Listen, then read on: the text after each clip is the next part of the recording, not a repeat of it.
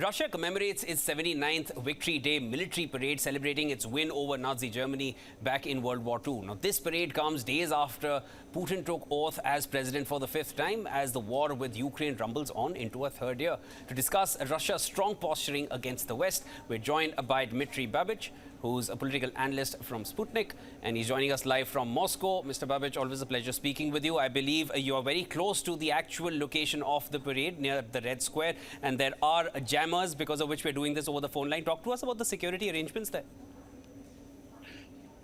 Yes, unfortunately, there are certain security arrangements because we are having this parade in the conditions of a war.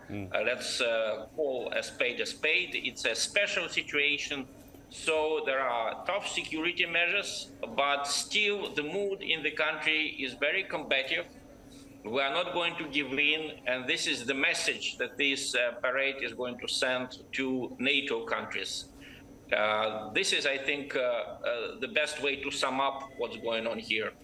The relevance of the Victory Day parade in the context of the ongoing conflict with Western-backed Ukraine. Talk to us a little bit more about that, because there is going to be a major show of Russia's strength in terms of its military. Talk to us about what message, through this parade, Russia wants to send. In a way, the West is helping us to send this message because in European countries and in the United States, all the memory about Russia's participation, the Soviet Union's key role in defeating German Nazism is being forgotten. I mean, in Germany right now, in Berlin, the symbols of the Soviet army, the St. George ribbons used by the Russian army in the old times and by the Soviet army and by the Russian army now, these St. George ribbons are forbidden for public display. People who are associated with Russia are suspected of espionage. You know, there are scandals about this. In the Baltic countries and in Eastern Europe, all memory of Soviet role in defeating Nazi Germany is also being suppressed. People know about it, not necessarily from state media. You know, people now have internet.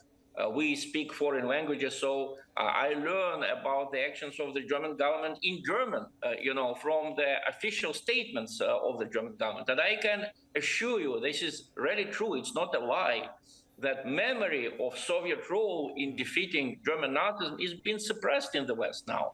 So the backlash in Russia is very strong. People are saying, if the West does not want to remember that we defeated German Nazism together with the United States and Great Britain, then we will remember it.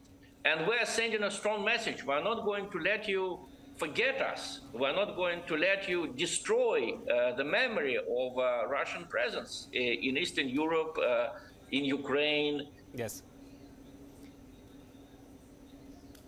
Mr. Babich, if you can still hear me.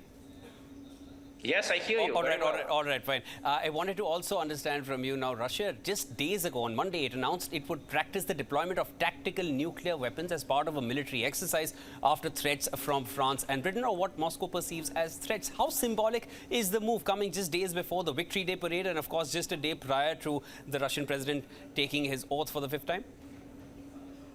You're absolutely correct. The Russian exercise, it has been announced. It has not yet started. Yes. But of course, it's a response to the statements from the French President Macron and the British Foreign Secretary Cameron. Yes. Cameron said that Ukraine can hit any target on the territory of Russia using the most advanced British weapons. The same thing with France. You know, Macron said we're going to send NATO troops to Ukraine to help the Ukrainian regime fight Russia. So, of course, these are threats, and Russia responded in this way. I think the message is, don't forget, we are a nuclear power, so you are playing with fire, you know. In a way, this is the same message which India sent when Western countries supported Pakistan. All right, Mr. Babich, we'll let you go for now, as you can enjoy the rest of the parade at Red Square. I believe you're very close to it. And, of course, this is an annual parade, but this year coming shortly after the announcement of the nuclear drills, which are yet to start. It has deeper meaning. Thank you so much for sharing all your insights. That was Dmitry Babich, Sputnik political analyst, joining us here.